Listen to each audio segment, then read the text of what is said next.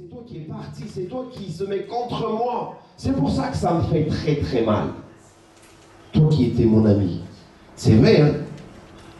Là où nous sommes le plus blessés, c'est quand le proche, quand l'ami nous fait mal.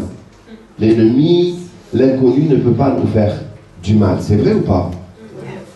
Quelqu'un disait l'autre jour, vous savez, si je vous dis dans une autre langue toutes sortes de bêtises, toutes sortes de blessures sur vous, vous pouvez juste regarder et me dire non mais il raconte tout ce qu'il veut mais ça ne me touche pas. Tu parles dans ta langue, mais je ne parle pas la langue que tu parles et tu peux faire tout ce que tu veux, tu peux dire toutes les insultes que tu peux faire du monde, ça me fait rien. Pourquoi? Parce que je ne comprends pas, donc ça ne m'atteint pas. Moi, ça m'a marqué. Et dès que je commence à parler dans votre langue, je fais les mêmes blessures. Vous prenez ces paroles, vous comprenez ces paroles touchent votre cœur, et là, ça vous blesse. Donc, dès que vous avez ce genre de situation, dites, je ne comprends pas, j'accepte pas, je parle une autre langue, la langue céleste. Մենք ասում ենք, որ վիրավորանքների ժամանակ ճիշտ է, որ եթե դիմացինը թշնամի է եւ անծանոթ է, հնարավոր չէ, որ մեզ վիրավորի։ Մոտ մարդը շատ մտերիմ մարդը կարող է ավելի շատ վիրավորի։ Եվ այդ վիրավորողը շատ մեծ ցավ կարող է պատճառել, երբ որ մտերիմ է քեզ, քո բարեկամը, քո հարազատը, քո ընկերը։ Եվ Դավիթ թագավորը իր Սաղմոս 55-ի մեջ կասի, դու իմ ընկերը, որի հետ ես գնում էի տաճար, դու ինձ երես թեկեցիր, եւ դու թշնամի չէի, որ ես ասեմ, ինչ էր ասի, իմ պետքը չէ դա, բայց դու իմ ընկերն էիր, դու ինձ երես թեկեցիր։ Եվ ես վերջերս մի բան ասեցի, որը մեկն ասում էր, եթե մեկ ուրիշ լեզվով ձեզ հայհոյանքներ ասեն, դու բան չես հասկանա եւ կասես, ինչ ուզում ես ասա, քո սրտին չի դիպչի, եւ դու չես վիրավորվելու։ Ինչու, որովհետեւ խոսքը չես հասկանում, հայհոյանքները չես հասկանում, բայց հենց սկսում են ձեր լեզվով, հայերեն ձեր լեզվով վիրավորանքներ անել, քո սրտին կդիպչի, ինչու համար, որովհետեւ դու հասկացար եւ թույլ տվեցիր, որ այդ խոսքը քո սիրտը վիրավորի։ Alors, je reviens à l'histoire de ce grand-père de Bathsheba. Le grand-père de Bathsheba, comme je vous ai dit, était un conseiller proche du roi David. Et alors que il y a dans la famille de David, c'est ce qu'on appelle des disputes, des problèmes. Encore une fois, dans les familles chrétiennes, ça n'existe pas. Mais chez le roi David, un homme, selon le cœur de Dieu, chez lui, il avait de graves problèmes. Son fils s'est révolté contre lui, Absalom, et voulait prendre sa place. Et la Bible nous dit qu'il y avait tellement, ce révolte tellement était puissant, tellement grand que David devait fuir. David est parti. David a laissé son royaume. En fuyant, il est parti loin de lui. Ça arrive, ça. Et quand il partait, Absalom a appelé ce grand-père de Bathsheba. Alors, certaines traductions l'appellent Achitophel ou Akitophel. Voilà, je vous ai dit, personne n'a donné la réponse, vous n'aurez pas de surprise, pas de cadeau. Achitophel. Cet homme, Absalom va l'appeler et va lui demander quel conseil tu donnes, comment on va faire, comment on va faire en sorte que le roi David est parti, c'est moi qui prends la place, mais il faudrait que le peuple nous écoute. D'accord, c'est ça l'histoire. Et voici ce que Achitophel va dire à Absalom. Premièrement, il va lui dire, écoute, tu vas prendre les concubines, les femmes du roi David, et tu vas mettre une tente devant tout le peuple, et tu vas coucher avec eux. Pourquoi? Pour déshonorer le roi David. Ça commence déjà là, une perversité, ça commence déjà le conseil qu'il donne, et c'est ce qu'Absalom va faire en réalité. Առաջի բանը, որ պետք է այս մարդը ուրեմն Բաթշեբայի ուրեմն պապիկներ Աշիտոֆելը եւ երբ որ այս Պրոբլեմը եղավ Դավիթ թագավորի ընտանիքի մեջ, երբ որ իր որդին Աբսալոմը ուզում էր գրավել գահը վերցնել եւ թագավորը Դավիթ թագավորը պետք է փախնի եւ իրեն կյանքը փրկելու համար փախնում է, նա ուրեմն Աբսալոմը որդին հրավիրում է Աշիտոֆելին, որը նաեւ խորհրդատուն էր թագավորի եւ ուզում է որ խորհուրդ տա իրեն։ Եվ Աշիտոֆելը պետք է խորհուրդ տա Աբսալոմին, որ վերցնի կանանցը ուրեմն թագավորի Դավիթ թագավորի եւ ժողովրդի առաջ վրանի մեջ քնի եւ որպեսզի նրան անարգանք լինի։ Եվ ժողովուրդը տեսնի, որ ինքն է Աբսալոմը գահին նստողը ինքն է։ Vous me direz, mais pourquoi ce conseil en fait? Pourquoi il donne ce conseil à Achitophel? Est-ce qu'il y avait quelque chose qui était resté en lui concernant sa petite fille? Chose qui s'est passée. En réalité, si on connaît les textes, on peut voir qu'il y avait des choses que le prophète avait dit à David. Les conséquences qu'il va y avoir après. Et en réalité, c'est ce qui est en train de se réaliser. C'est ce qui s'est réalisé. Premièrement, son fils est décédé, donc de cette union avec Bathsheba. Le garçon, le fils, l'enfant est décédé. Et deuxièmement, ça se réalise là.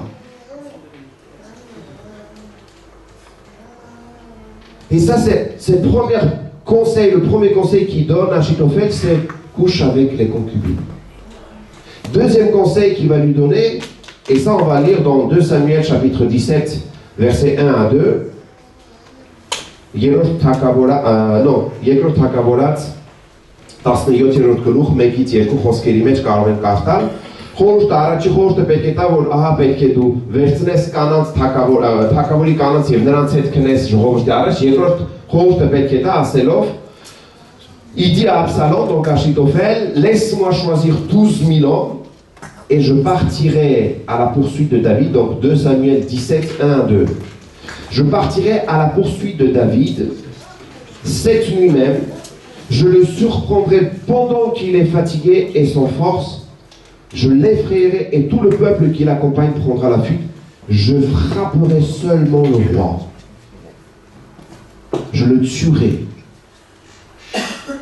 Voici ce qu'il dit le conseiller qui était avec le roi David, qui était le confident quelque part, qui lui disait des conseils pour le roi. Et maintenant, il change, il vient chez Absalom, il dit non, je vais le tuer, pas de souci, donne-moi juste 12 000 hommes.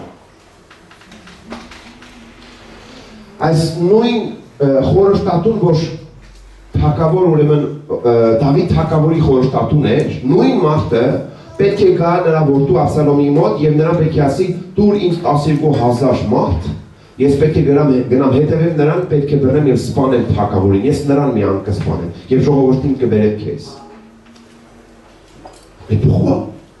Pourquoi un tel changement? Pourquoi il veut tuer le roi? Vous savez, c'est dans les moments difficiles, dans les moments d'épreuve, dans les moments les plus pires que le visage des hommes apparaissent. C'est dans les moments où vous êtes abattu, vous êtes incompris. Vous dites des choses, vous faites des choses, personne ne comprend. Il y a une épreuve, il y a peut-être même un désordre quelque part, et personne ne vous comprend, et même d'autres vous jugent, ou d'autres, ceux qui se disaient des amis, vont tourner le regard, vont tourner de veste, et vont vouloir vous faire du mal. Mais il y a quelque chose qui était dans le cœur de cet homme. Il y avait quelque chose dans le cœur de cet homme depuis longtemps. Même quand il était auprès du roi David, parce qu'on ne change pas en fait du jour au lendemain les choses. Il y avait dans le cœur de cet homme, vous savez, Achitophel veut dire le fils de la folie. C'est-à-dire qu'il y avait quand même quelque chose, même son prénom disait quelque chose. Mais malgré tout, le roi David avait choisi de le prendre comme conseiller. On pourrait dire, mais ressemble un petit peu avec l'histoire de Jésus aussi, qu'il y avait Judas avec lui, qui le connaissait, mais malgré tout, il l'avait auprès de lui. Il savait très bien qu'un jour, il allait le trahir. Des fois, oui, il y a des personnes autour de nous. On fait quoi avec ces gens? On fait comment? Dieu sait toutes choses. C'est Dieu qui s'occupe. Pas toi, pas moi. Pas toi, pas moi. Et David, même pour ceux qui l'insultaient pendant qu'il fuissait, vous savez, on a parlé à un moment donné sur cet homme qui s'appelait Chiléo, il me semble, et qui l'insultait, le roi David, pendant qu'il fuyait. Et il disait, toi qui as tué beaucoup d'hommes, toi qui as pris la place de Saül, c'est ton mieux pour toi, c'est bien ça t'est arrivé cela. Même quand il revient, le roi David ne veut pas le tuer. Non, il dit, c'est pas moi qui fais ça. Et pour Achitophel, le roi David ne va rien faire non plus. Et d'Achinaïn est vos դժվարության ժամանակ, փորձության ժամանակ, եւ ամենավատ իրավիճակի ժամանակ, այդ ժամանակ մարդիկ չեն հասկանա մեզ։ Մարդիկ նույնիսկ կդատեն մեզ, մարդիկ նույնիսկ կուզենան ավելի շատ կոխրջեն մեզ։ Եվ այս իրավիճակի մեջ իրական երեսը մարդկանց պատկերը պետք է երևա։ Եվ այս մարդու, որը Աշիտոֆել, որը խորհրդատուն էր կներեք Դավիթի, պետք է երես թեքի եւ ուզենա սպանի իր թագավորի։ Դավիթ թագավորը իր թագավորն է։ Բայց իր մեջ արդեն կեղտոտություն կար։ Եվ հետաքրքրն այն է, որ Դավիթ թագավորը գիտենալով նրա անունը, գիտեք ինչ է Աշիտոֆել անունը նրա խենթության որդի։ Խենթ։ Գիտենալով այս ամենը Դավիթ թագավորը ամեն դեպքում իրեն պահում է որպես խորհրդատու։ Կարող ենք ասել Հիսուս Քրիստոսը գիտեր, որ Հուդան պետք է իրեն ծախի, թողնի, վաճառի, այնուամենայնիվ իրեն հետ էր թողնում մնալ։ Դաս կարող ենք քաղենք այստեղ ասելով, որ Աստված գիտի ամեն բան, Աստծու թողենք։ Ինչ իրավիճակ է լինի եւ Դավիթ թագավորը չէր ինչ որ բաներ ձեռնարկում, որպեսզի թե սպաներ, թե ինչ որ բաներ աներ Աշիտոֆելին։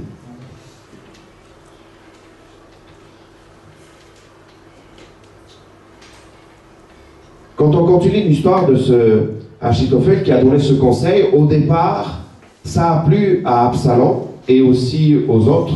Ils ont dit, ok, on va peut-être faire ça. Mais plus tard, on voit que Dieu a entendu aussi cela. Et il y a un autre homme qui va venir donner un autre conseil en disant, connaissez-vous David, le roi David, vous le connaissez? Lui qui a fui devant Saül. Il sait comment faire. Faites attention, lui, il veut le poursuivre. Mais vous savez, le roi David, il a un passé, il a une expérience. Faites pas ça, il faut faire comme ci, comme ça. Et Absalom change d'avis. Il va dire, on va plus écouter, je vous fais court, hein. Là, c'est la version selon Saint Emmanuel. Il veut dire, on ne va pas prendre le conseil de Achitophel, on va prendre le conseil de celui-là. Mais pendant cette période, on vient dire au roi David, on veut ta mort. Il faut que tu pars de là. On dit, mais Seigneur, mais comment c'est possible? Comment? Ben oui, Dieu pourvoit, Dieu sait toutes choses, Dieu fait les choses, c'est lui qui s'occupe de son enfant. Mais dans l'histoire avec Achitophel et Absalom, quand Achitophel voit que ses conseils n'ont pas été pris en compte, qu'est-ce qui se passe pour Achitophel? C'est ça qui est intéressant.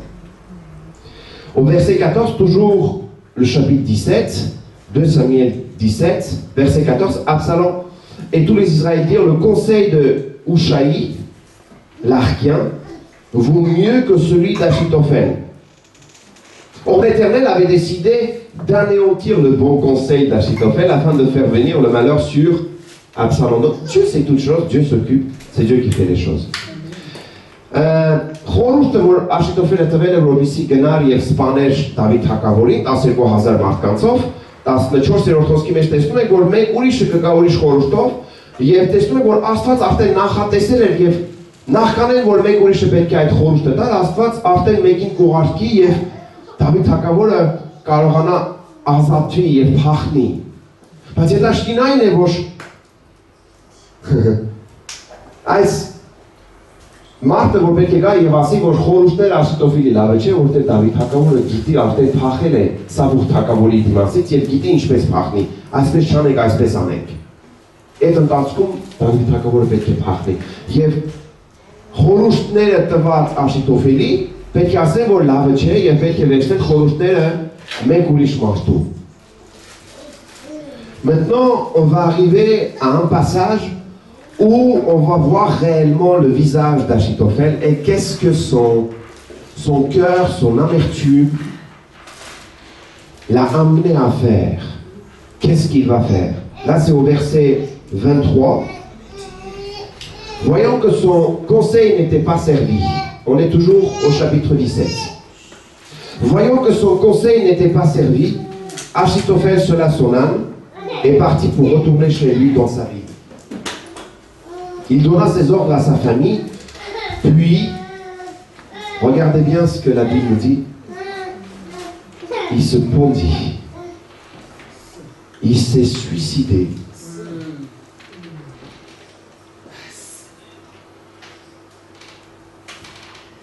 C'est ainsi qu'il mourut et on l'enterra dans le tombeau de son père.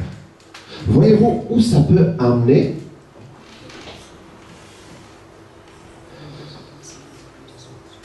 C'est quoi l'amertume? C'est qu'est-ce que ça peut produire? Vous savez, on a des fois des sentiments dans notre cœur et on va voir dans l'exemple un autre exemple où la personne a su bien réagir face à l'amertume. Et on va comprendre.